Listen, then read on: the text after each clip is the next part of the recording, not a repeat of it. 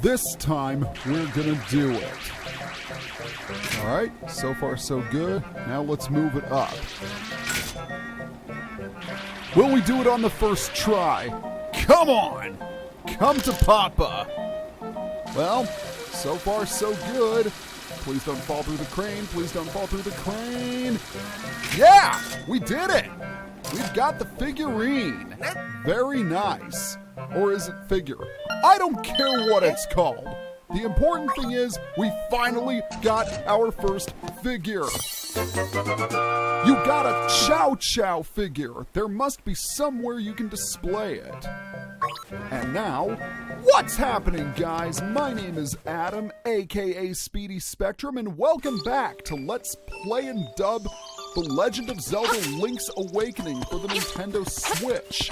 In the last episode, we explored the mysterious forest, obtained magic powder, and also acquired the tail key. Furthermore, we struggled with a capital S in the Trendy game. Thankfully, we don't have to go back there for the moment. In this episode, we're going to finish up some side quests here in the village. For starters, we're going to head all the way up and into this house right here. Remember that kid who said his mom was trying to win the Yoshi Doll? Well, his mom is right here. Let's go talk to her. Oh, will you give me that Yoshi Doll? To my baby. Oh, thank you. You are indeed a generous person. I will give you this in return. For giving her the Yoshi Doll, we get a ribbon. Is it me or was the Yoshi Doll better? Well, it doesn't matter. Maybe you can trade the ribbon for something else, and trade it we shall. Throughout Mabe Village, there are these stands.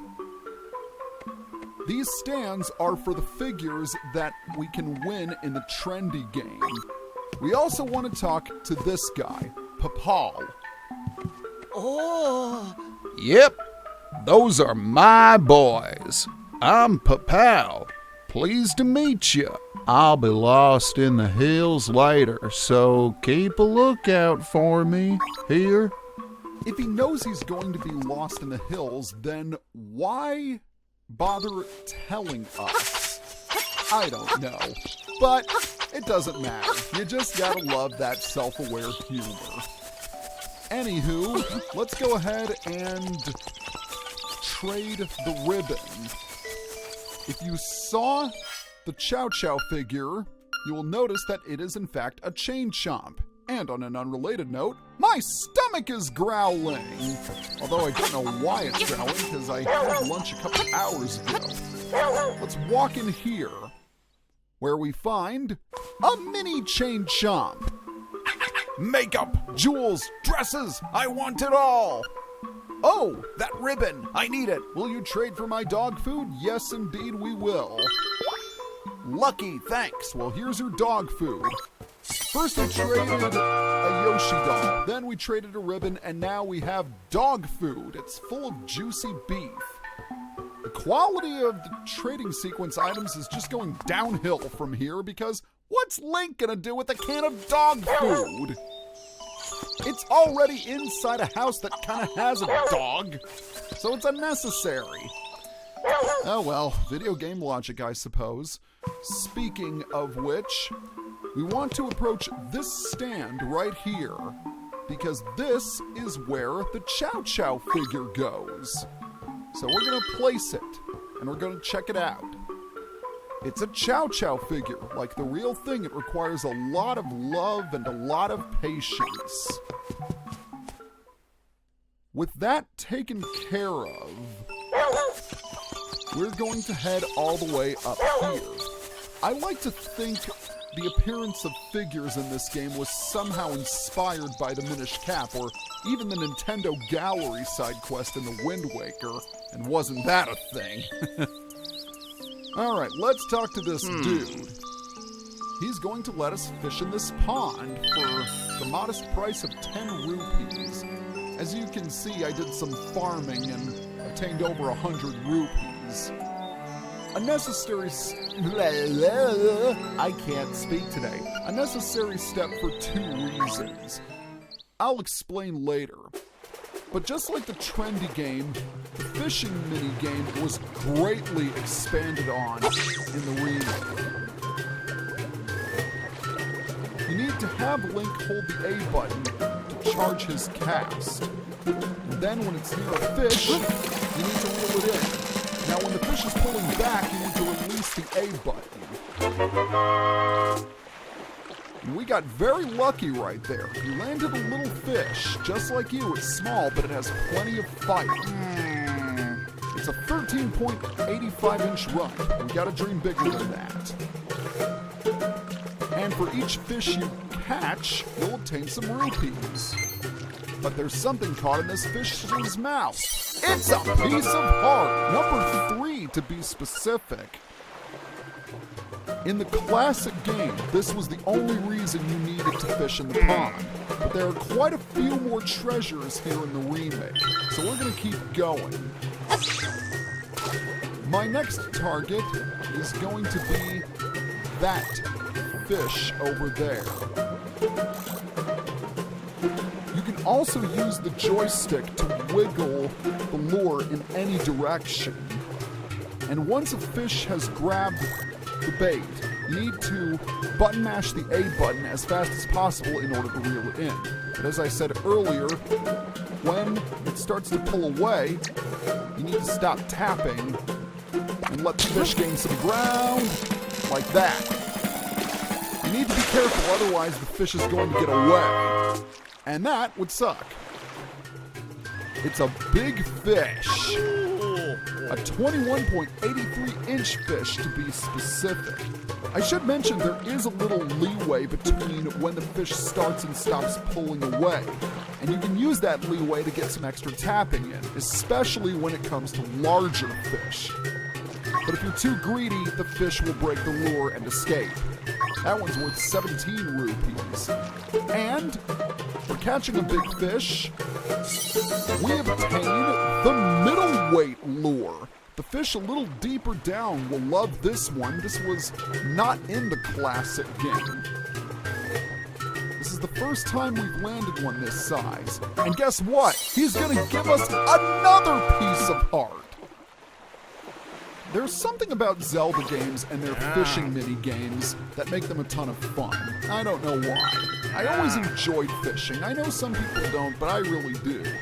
Particularly in Twilight Princess. That was a fishing mini-game that I could play for hours on end and never get bored of. Now, with the middleweight lure, we're going to wait until the lure hits the bottom, because if you look closely, if you look very, very closely, you'll see an item lodged behind that patch of seaweed. And do we have it? Yes, we do. All right, we'll have to be a little careful. Come on, come on, come on, come on! Ow! You jerk! That fish ran into me, and I dropped the bottle. Yes, that item is in fact a bottle. Before we take care of it, we'll have to reel that fish in, as annoying as it is. All right, let's see what you got, dude. You can obtain bigger fish with the lightweight lure, but it's easier to do with the middleweight lure. Now, will you bite? Yes, you will. Remember, let go when it pulls back. You can also hold down the A button, but this usually works with smaller fish. For the bigger ones, not so much. And look at the bullets Link is sweating from trying to reel in the fish. There we go. All right, that is that. So with that fish reeled in, you should have an easier time grabbing the bottle. The problem is, I don't know where its exact location is. I know for a fact it is hiding behind the seaweed. As we catch more fish, we'll unlock more lures, and we can catch even more unique fish with said lures. But that is going to have to wait until another point. Uh-oh. Did I get the bottle? I don't think I did. Oh, yep, I heard the clang. Yes, there is the bottle. Now I gotta be careful and make sure that I don't accidentally run into some other fish. There we go, we're home free. Check it out! You hauled up a fairy bottle. It's good for storing fairies for later. Bottles did not exist in the classic game. Ironically, this remake took a page from the game that would follow it. Well, not exactly, because now that I think about it, empty bottles first appeared in A Link to the Past, not Ocarina of Time. Anywho, with the fairy bottle in our possession, we can take a look. Using this bottle is similar to how it was in the 3D Zelda games. You use it to capture fairies, and if your hearts are ever depleted, the fairy will revive you. Very nice to have, if I do say so myself. Alright, so here's the deal. We have one more destination before we hit up the Tail Cave. And it's going to be in Toronto Shores. Believe it or not, this place is pretty close to where we found our sword, but a few screens up. In fact, it's this beach house right here, filled with flowers and bananas. Hint, hint. Well, we've got an alligator wearing a straw hat. I've certainly seen stranger things, although let's face it, a character like that would probably appear in something like Donkey Kong or Mario, not Zelda. But again, when it comes to Nintendo logic, anything is possible. What's that you have? It's canned food! For heaven's sakes, man, give that to me! Please! I'm gonna lose it if I can't get that can! Oh, thank you. I'll take that. And like a boss, he eats it in one gulp, can and all.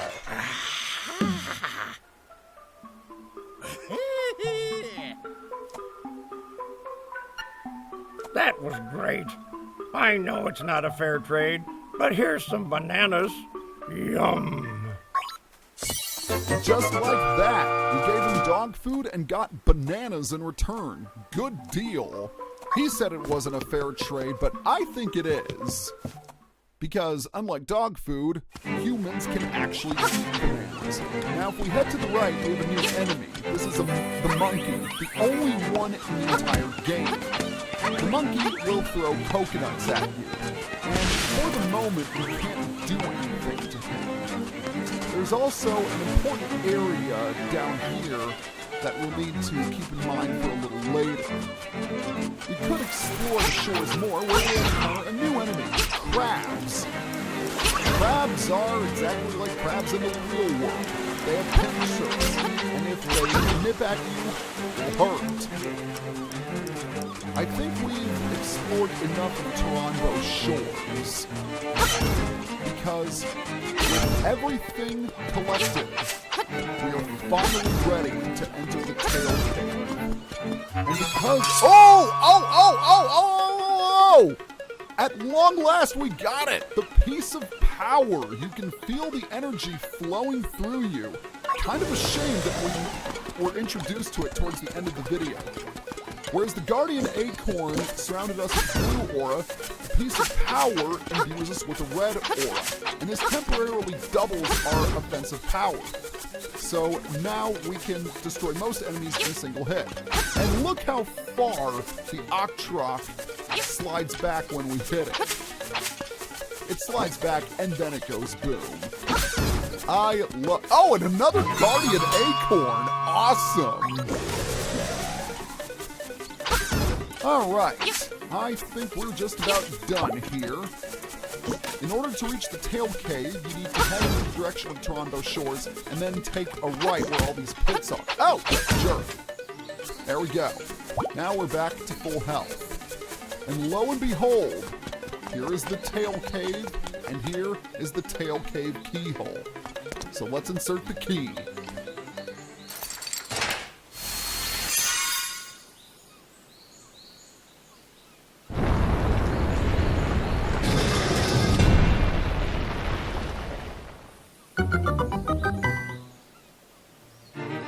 Yes, that's right. It was so epic that the entire island shook just for those 2 bars to slide down. Next time on Let's Play and Dub The Legend of Zelda Link's Awakening, we will enter the Tail Cave. See you guys next time.